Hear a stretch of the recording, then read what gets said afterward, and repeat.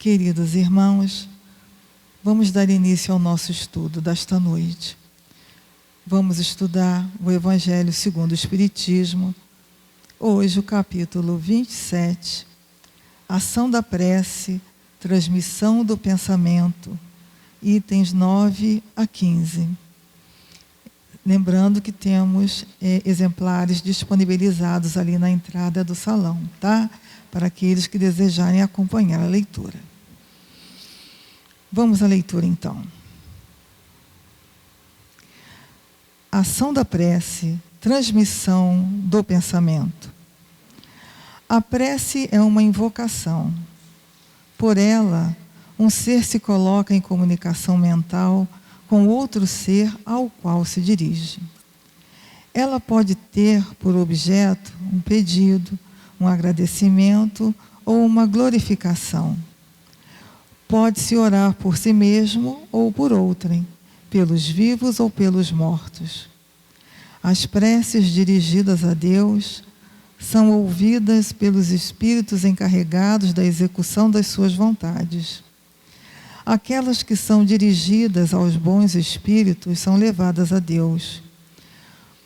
Quando se ora a outros seres, senão a Deus, é apenas na qualidade de intermediários, intercessores, porque nada se pode fazer sem a vontade de Deus.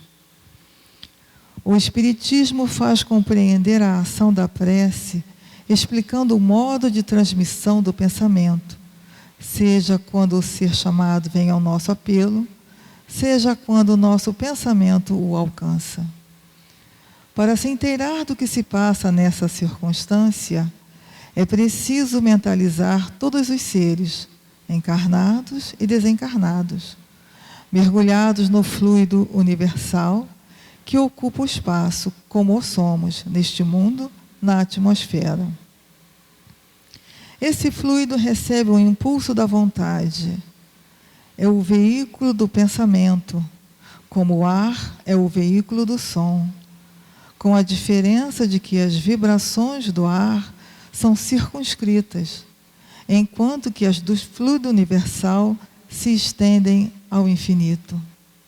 Portanto, quando o pensamento é dirigido a um ser qualquer, sobre a terra ou no espaço, de encarnado a desencarnado, ou de desencarnado a encarnado, estabelece-se uma corrente fluídica de um para o outro, transmitindo o pensamento como o ar transmite o som.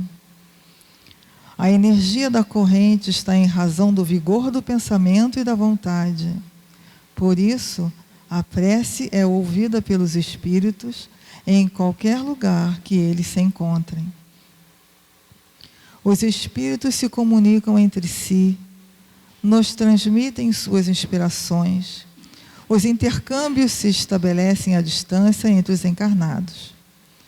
Esta explicação é, sobretudo, para aqueles que não compreendem a utilidade da prece puramente mística e não têm por objetivo materializar a prece, mas tornar seu efeito inteligível, mostrando que pode ter uma ação direta e efetiva. Ela, por isso, não fica menos subordinada à vontade de Deus, juiz severo em todas as coisas, único que pode tornar a sua ação efetiva. Pela prece, o homem chama para si o concurso dos bons espíritos, que vêm sustentá-lo nas suas boas resoluções e inspirar-lhes bons pensamentos. Adquire assim a força moral necessária para vencer as dificuldades e reentrar no caminho reto se dele se afastou, assim como afastar de si os males que atrai por sua própria falta. Um homem, por exemplo, vê a sua saúde arruinada pelos excessos que cometeu e arrasta até o fim de seus dias uma vida de sofrimentos. Ele tem o direito de se lamentar. Se não obtém a cura? Não, porque poderia encontrar na prece a força para resistir às tentações. Se dividissem os males da vida em duas partes, uma daquelas que o homem não pode evitar, outra das tribulações, cuja causa primeira é ele mesmo, pela sua incúria e seus excessos, capítulo 5, número 4, ver-se-ia que esta suplanta muito em número sobre a primeira. É, pois, evidente que o homem é o autor da maioria das suas aflições e que delas se pouparia se agisse sempre com sabedoria e prudência. Não é menos certo que essas misérias são o resultado das nossas infrações às leis de Deus. E que se observássemos pontualmente essas leis, seríamos perfeitamente felizes. Se não ultrapassarmos o limite do necessário na satisfação das nossas necessidades, não teremos as doenças que são consequências dos excessos e as vicissitudes que essas doenças ocasionam. Se colocarmos limite à nossa ambição, não temeremos a ruína.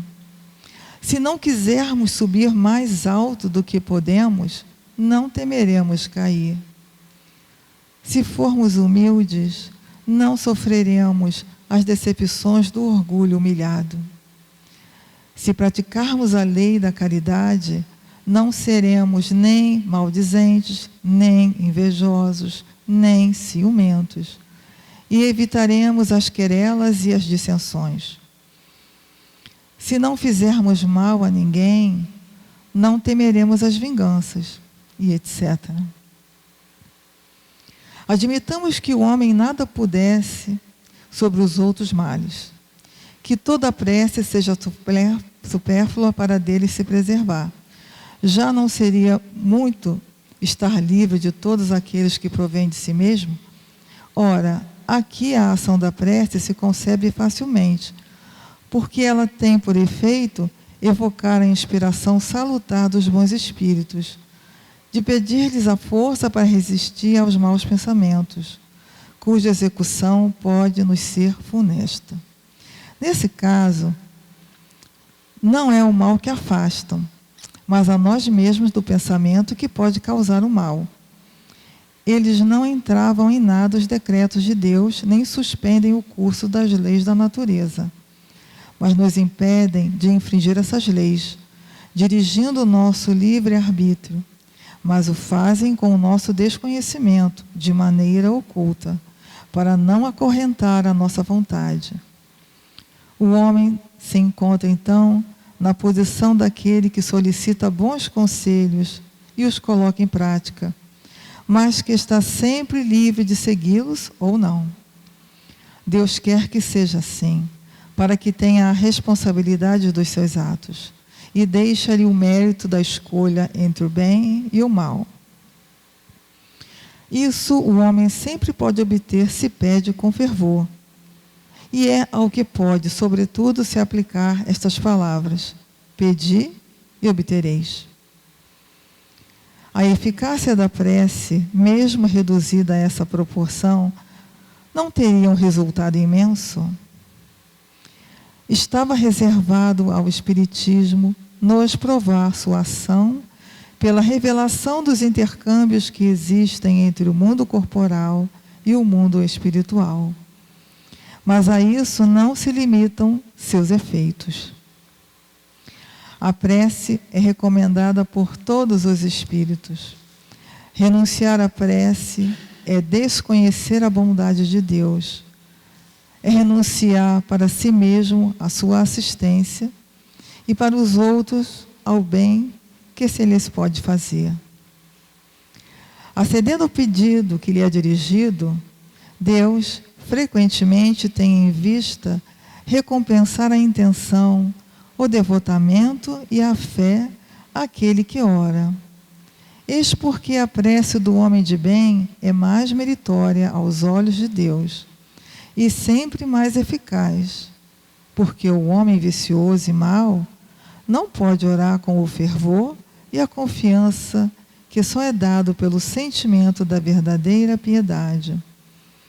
Do coração do egoísta, daquele que ora nos lábios, não podem sair senão palavras, mas não os impulsos da caridade, que dão à prece todo o seu poder.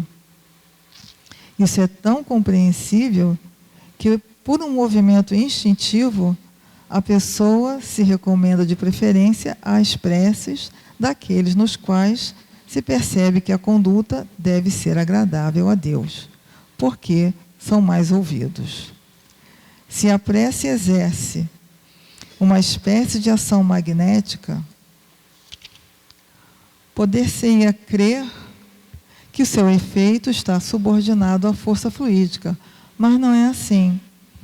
Uma vez que os espíritos exercem essa ação sobre os homens, elas suprem, quando isso seja necessário, a insuficiência daquele que ora, seja agindo diretamente em seu nome, seja lhe dando momentaneamente uma força excepcional, quando é julgado digno desse favor, ou que a coisa possa ser útil. O homem que não crê bastante bom para exercer uma influência salutar, não deve se abster de orar por outro, pelo pensamento de que não é digno de ser ouvido. A consciência da sua inferioridade é uma prova de humildade sempre agradável a Deus, que leva em conta a intenção caridosa que o anima. Seu fervor e sua confiança em Deus são um primeiro passo para o retorno ao bem, no qual os espíritos são felizes por encorajá-lo. A prece que é recusada é do orgulhoso que tem fé em seu poder e em seus méritos, e crê poder se substituir à vontade do Eterno. O poder da prece está no pensamento. Ela não se prende nem às palavras, nem ao lugar, nem ao momento em que é feita. Pode-se, pois, orar em toda parte, a qualquer hora, sozinho ou em comum. A influência do lugar ou do tempo prende-se às circunstâncias que podem favorecer o recolhimento. A prece em comum tem uma ação mais poderosa quando todos aqueles que oram se associam de coração a um mesmo pensamento e têm o mesmo objetivo, porque é como se todos gritassem em conjunto e em uníssono. Mas o que importa é estarem reunidos em grande número, se cada um age isoladamente e por sua própria conta. 100 pessoas reunidas podem orar como egoístas, enquanto que 2 ou 3, unidas em comum aspiração, orarão como verdadeiros irmãos em Deus, e sua prece terá mais força que a das outras 100. Capítulo 28, números 4 e 5. Boa noite a todos. Satisfação para a gente estar aqui, estudando essa parte do Evangelho segundo o Espiritismo, né? A ação oculta dos pensamentos, um estudo sobre a prece. Muitos pontos ali que foram lidos para nós. Vamos ver se a gente consegue abordar a maioria deles, porque se a gente for abordar cada um desses pontos, a gente não sairia daqui hoje, não. Vamos tentar fazer uma síntese, né? Fazer um apanhado a respeito dessa temática aí, que ela é muito rica, né? Ela fala a respeito da ação dos nossos pensamentos. Porque se a gente for parar para pensar, a questão da prece, ela é um desdobramento da ação dos nossos pensamentos. Quer dizer, quando a gente fala em prece, a gente está falando como uma consequência dos nossos pensamentos. O que eu estou querendo dizer com isso? Que a gente vive 24 horas por dia em prece? Sim. Porque a prece, como sendo uma transmissão oculta de pensamento, como é o tema da noite, você pode afirmar que o seu pensamento 24 horas do seu dia é uma prece, é uma forma de prece.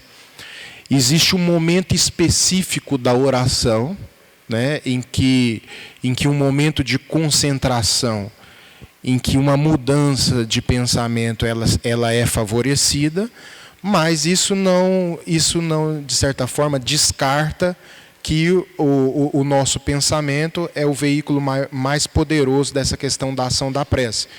Porque, como a mensagem mesmo diz para nós, toda prece é uma invocação, né? Então, assim, às vezes a gente fala assim, não invocar os espíritos, né? E tal, é uma coisa meio que proibida, invocar os espíritos. Mas se a gente for parar para analisar, a gente está invocando a todo momento, porque os nossos pensamentos, eles estabelecem conexões. Os nossos pensamentos, eles estabelecem conexões tanto com encarnados como desencarnados. Um exemplo disso é que, dependendo das nossas preferências, das nossas atividades, nós vamos nos associar com pessoas que estão naquele mesmo clima interior daquela atividade que eu procuro desenvolver. Então, eu não vou encontrar numa biblioteca quem está querendo jogar futebol. E eu não vou encontrar no campo de futebol quem está querendo estar numa biblioteca, entende? Então, as associações com os encarnados, elas são estabelecidas através do quê? Através dos nossos interesses, através das nossas preferências, através das nossas atividades mentais, portanto. A conexão com os desencarnados é uma extensão desses pensamentos cotidianos que a gente tem, em que a gente estabelece aí os nossos gostos, as nossas atividades. Então, quer dizer, não é tão difícil a gente poder saber qual é o tipo de companhia espiritual que me cerca. Sabe por quê? Porque se você for estudar os seus amigos, quem são seus amigos dos encarnados aqui, é mais ou menos o mesmo tipo de companhia, só que do outro lado da vida. Entende? Porque a associação se dá por afinidade. Então não tem como, por exemplo, eu me afinizar com uma pessoa cujos sentimentos são de origem negativa, e eu estou associado a ela aqui no plano físico, e no plano espiritual eu estou associado com um espírito elevado. Não, sabe? Não tem essa contradição, não tem como a gente fazer essa dissociação. Então, se as minhas amizades são ruins, as minhas companhias espirituais também são ruins.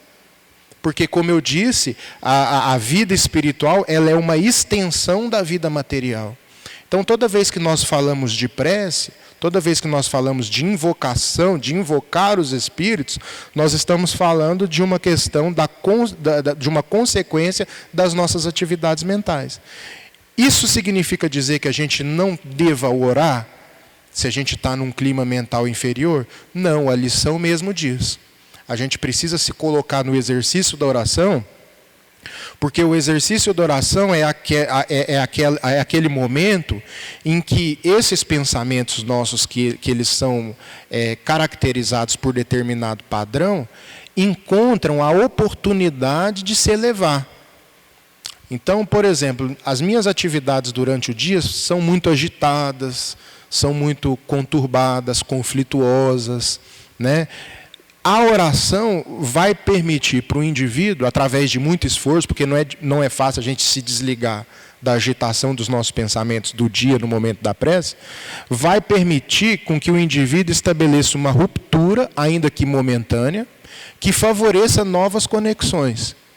E a partir do momento em que ele vai estabelecendo novas conexões, ele vai ressignificando os seus pensamentos, as suas atividades, os seus conflitos interiores. Então, quer dizer, a oração ela é apropriada tanto para aquele que se encontra num clima de paz, mas também para aquele que se encontra num clima de conflito.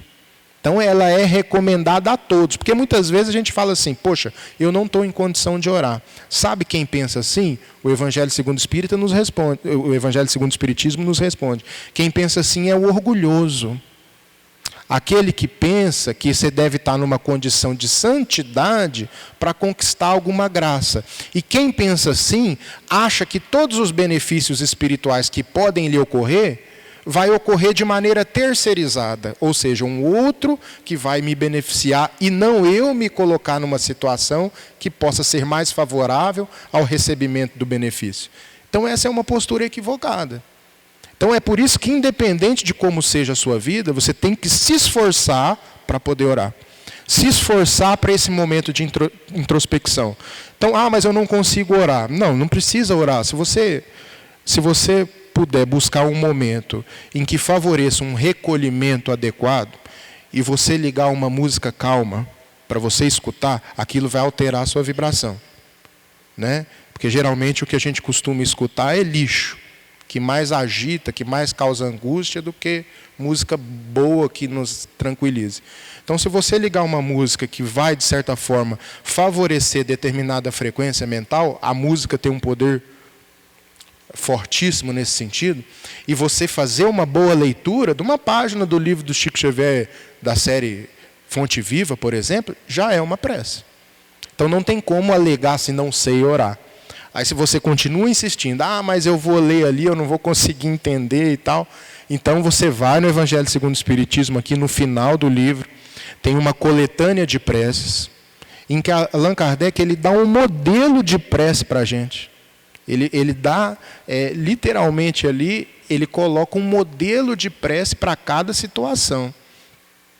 É para a gente fazer desse modelo de prece um ritual, um dogma? Não. Allan Kardec não quer que se crie um dogma em torno dessas sugestões de prece.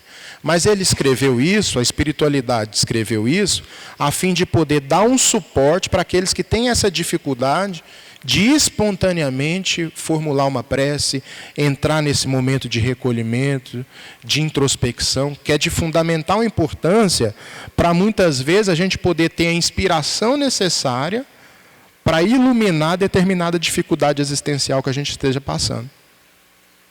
Muitas vezes as nossas dificuldades, a solução delas é de origem relativamente tranquila, fácil, mas muitas vezes a agitação mental não permite com que a gente tenha um olhar diferenciado para aquela situação. Então, esses momentos de prece vai ajudar com que novas conexões elas sejam estabelecidas. E você não precisa ter um mérito extraordinário para a prece fazer efeito, porque a providência divina ela age de duas formas. A gente precisa entender isso aqui para ficar claro. Ela age através do merecimento, todo mundo concorda com isso, né? A cada um segundo as suas obras. Então, quer dizer, o que é isso? É a justiça divina agindo através do merecimento. Mas será que tudo de bom que acontece na nossa vida, será que todo benefício que eu recebo, será que toda a proteção espiritual que eu tenho é através do merecimento? Vocês acham isso? Que é tudo através do merecimento? Quer dizer, a meritocracia radical, no sentido espiritual. Vocês acham que é assim que funciona? Não é assim que funciona mesmo. Porque se a gente fosse depender dos nossos próprios méritos para receber alguma graça no sentido da ação divina, nós seríamos miseráveis espirituais, assim. Criaturas em estado deplorável. Então não é só o merecimento que funciona. Funciona também o quê? A misericórdia divina. Então você tem aí uma mistura na nossa vida, vamos dizer assim, a grosso modo, de merecimento e misericórdia. É o MM, né? Merecimento e misericórdia. Então, muitas vezes, a ação da providência divina na sua vida não vai vir por mérito seu, não. Vai vir por quê? Porque você é um miserável, porque você é uma criança espiritual, né? E por isso mesmo você vai ter aquele carinho paterno, né, da providência divina, muito mais elaborado, como sentido assim, um investimento para que o retorno seja a médio e longo prazo. Então a misericórdia divina é como se fosse um investimento. Tá? Não significa saldo, é como se fosse um crédito que te é dado, para que você possa restituir esse crédito quando você se tornar mais capacitado. É isso que é a misericórdia divina. Então a misericórdia divina, ela supre muitas dificuldades que a gente tem, até a gente atingir um patamar espiritual que a gente possa dar um retorno satisfatório para a obra de Deus em meio aos homens. Entende? Então, existe merecimento, mas existe misericórdia. Então, é por isso que todas as vezes que, muitas vezes, eu que tenho dificuldade de orar, tal, eu apelo muito para a misericórdia divina, mais do que para os meus próprios méritos. Então, eu não falo assim, quando eu converso com Deus, na minha maneira pessoal de conversar, eu não vou apelar nunca para o meu merecimento, que eu sei que é desse tamanhozinho. Eu vou apelar para quê? Eu vou apelar para a misericórdia divina, que é infinita. Então é por isso que a prece, ela é algo que pode ser feita e deve ser formulada por todos nós, nesse sentido da invocação. Então, quando a gente começa a compreender isso, independente do estado interior que a gente esteja, a gente se sente apto, em todos os momentos, a nos colocar em situação de prece, seja por nós ou seja pelos outros. Porque tem uma diferença nisso também. Existe a prece que é feita para si e existe a prece que é feita para o outro. Né? E nessa relação, Deus observa muito a nossa postura. Porque, por exemplo, uma prece que é feita constantemente para si, eu considero que há alguma coisa errada. Pode ser que uma prece que seja feita sempre para si, haja um fundinho de egoísmo movimentando essa conversação com Deus. Porque o que se entende por prece é que a prece ela possa estar carregada de pedidos, de agradecimento, de louvor. Mas esses pedidos, eles se dividem em dois: pedido para si e pedido para o outro. Ali na pergunta 659 do Livro dos Espíritos, Allan Kardec pergunta para a espiritualidade qual o caráter geral da prece. Aí eles definem prece, eles caracterizam em três conceituações. A prece é pedido, louvor e agradecimento. Então, pedido é pedido para si e pedido para o outro também. Na nossa convivência tem muitas pessoas que elas são necessitadas de prece, são necessitadas de auxílio. E será que a gente não está tendo o olhar sensível para reconhecer isso? Então não é ficar enxergando só a própria dificuldade nessa conversação que a gente estabelece com Deus. É também procurar enxergar a dificuldade do outro, porque isso diz muito de nós, até mesmo na questão da ação da prece. Mas se eu não tenho mérito nem para mim, eu vou ter para o outro? Cai na mesma lógica que eu citei anteriormente.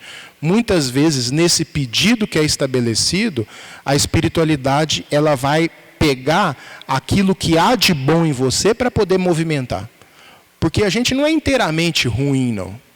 Nós temos muitos pontos meritórios na nossa personalidade, na nossa aquisição, na nossa bagagem espiritual, que podem ser utilizados. Eu, durante muito tempo, e ainda hoje eu penso assim, poxa, se alguém me pedir um passe, por exemplo, vai me colocar em saia justa. Por quê? Porque intimamente, Ives, eu não me reconheço, eu tenho dificuldade para me considerar apto a aplicar um passe. Mas se a pessoa está me pedindo, teve um propósito. Por exemplo, me aplica um passe. Então, beleza, eu vou aplicar, mesmo com esse sentimento interior de não estar habilitado, o que é um pensamento errado, tá certo? Como eu citei. Mas aí o que eu procuro fazer?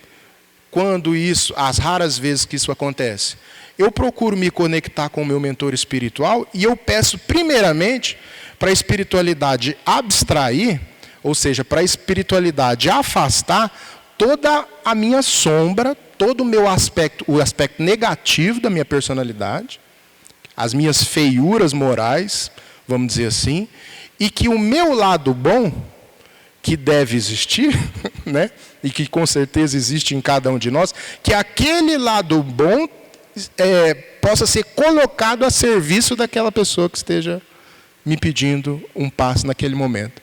E essa mesma lógica é a lógica da prece. Quando você faz a prece para alguém, o seu lado bom é que vai estar sendo colocado em movimento. Os seus defeitos, eles vão estar sendo esquecidos naquele momento. A espiritualidade vai lá no âmago daquele germe divino que você traz e que todos nós trazemos. Qual é a porcentagem de bondade que a gente traz? A gente não sabe estabelecer. Mas a gente tem uma porcentagem de bondade. Tem até aquele símbolo da cultura oriental, vocês devem conhecer, chamado Yin Yang, que é um círculo, aí tem uma divisão no meio, uma parte escura e uma parte branca. Vocês já viram? Esse símbolo da cultura oriental, aquele é o retrato da alma humana. Ou seja, metade sombra, metade luz. E o curioso, que na parte escura tem uma bolinha branca, e na parte branca tem uma bolinha escura. Sabe o que significa isso? Ninguém é totalmente mal e ninguém é totalmente bom. Então, quer dizer, esse é o retrato perfeito da alma humana. Então, quer dizer, nós temos sombras, mas temos luz. Por maiores que sejam as nossas sombras, nós temos luz. E por maiores que sejam as nossas luzes, nós temos sombra. Porque se você for parar para pensar, até os grandes luminares da espiritualidade que já passaram por aqui, eles tinham defeitinho também. Se você for analisar de pertinho assim, se você for estudar a biografia dos santos, você vai ver que eles tinham defeitos. Você pega o nosso maior expoente aqui, né, mais próximo de nós, Chico Xavier. Era perfeito, gente? Não era. Ele tinha um aspecto de sombra no seu comportamento. Tinha um aspecto de sombra. É claro que se você for colocar em percentual, o percentual de luz que ele tinha era muito maior. Mas isso não significa que a sombra ainda não existia, ainda que em menor grau. Porque a extirpação completa da sombra, a abolição completa do nosso aspecto mais sombrio, vai se dar só na condição de espírito puro. E isso vai demorar um pouco. Né? Então, quer dizer, o espírito puro, naquela classificação do Livro dos Espíritos, que tem vários patamares de evolução, o espírito puro, ele não tem mais nenhuma sombra na sua bagagem espiritual. Né? Então, assim, mas são espíritos da categoria de Jesus, espíritos que não precisam mais reencarnar. Tá? Então, enquanto a gente está precisando reencarnar, como se diz, já é um mau sinal. Só de você estar precisando reencarnar. Porque a reencarnação significa o quê? Filtragem dessas impurezas que nós ainda trazemos. Então, todos nós que estamos reencarnando, estamos passando por filtragem. E se há filtragem, há sujeira. Então, eu estou dizendo isso por quê? Porque nós estamos no mesmo barco. E se a gente for ficar esperando qualificações imaginárias e ilusórias para poder movimentar os nossos sentimentos através da prece, nós nunca vamos nos colocar nessa condição de pessoas mais abertas à prece, de pessoas com maior potencial de desenvolver humildade mesmo, como a lição nos diz, para poder favorecer a nós mesmos e aos outros.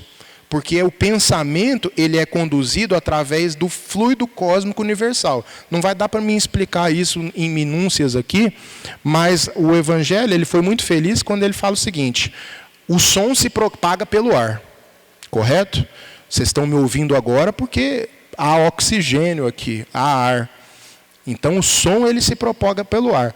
O pensamento ele não se propaga pelo ar. Ele se propaga pelo fluido cósmico universal, que é algo que a gente não está podendo ver nesse momento. Talvez pessoas com uma sensibilidade maior consigam perceber as emanações. É por isso, gente, que no mundo espiritual, as pessoas conseguem identificar a qualidade dos outros espíritos, por quê? Pela emanação. Então, por exemplo, os meus pensamentos aqui no mundo espiritual, eles estariam sendo emanados. Vocês estariam, talvez me ouvindo, mas vocês, muito mais do que me ouvindo, estariam me percebendo. Entendem a diferença de perceber e ouvir? Porque ouvir depende de o quê? Depende de uma vocalização daquilo que eu estou pensando. Uma percepção espiritual independe da verbalização. Vocês iam estar vendo uma espécie de emanação através do fluido cósmico universal. Então, quer dizer, todos os espíritos eles vão emanar os seus pensamentos. E o pensamento tem cheiro, o pensamento tem coloração. Isso é muito bem retratado lá nas obras de André Luiz. No mundo espiritual, o nosso pensamento tem cheiro, tem coloração, tem uma densidade específica, tá? Então, pensamento é vida, pensamento é matéria. Só que é uma matéria que vibra numa intensidade que o nosso olhar na carne ainda não consegue perceber. Então, por isso que essa questão da transmissão oculta de pensamento é uma coisa que se propaga no ar, pode atingir os outros, pode beneficiar, inclusive, aos outros e a si mesmo. Existem estudos que pessoa passando por tratamento de saúde severo, por exemplo, tratamento de câncer e tal, isso é estudo, por exemplo, que a Universidade de Campinas já faz, a Universidade de Medicina lá de Juiz de Fora já faz, com departamentos específicos, que vão estudar essa ação da espiritualidade na vida do ser humano. Não é questão de espiritismo, é questão da espiritualidade na vida do ser humano. E através de dados muito consistentes, as equipes médicas e de enfermagem conseguiram já documentar que pessoas que cultivam o hábito da prece, alguma espiritualidade, têm uma resposta imunológica muito mais eficiente para o combate a doenças severas que estão atravessando. Então você vai atribuir isso ao quê? Se não a realidade que a gente está tentando expressar aqui na noite de hoje.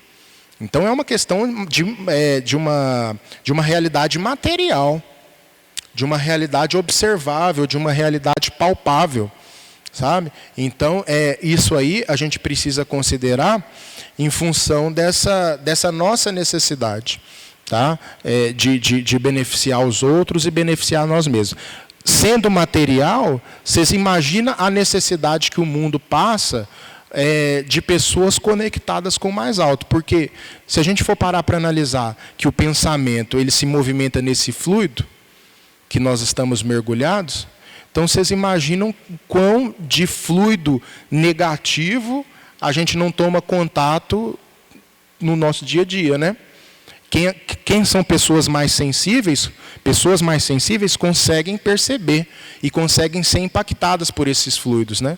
Então é por isso que, às vezes, o médium, que muitas vezes não consegue trabalhar bem a questão da sua mediunidade, determinados ambientes são devastadores para o indivíduo. Porque ele vai pegar essa corrente mental que está ali, sendo emanada, e ele, de certa forma, ele não tem uma habilidade uma habilidade necessária para poder abstrair daquilo.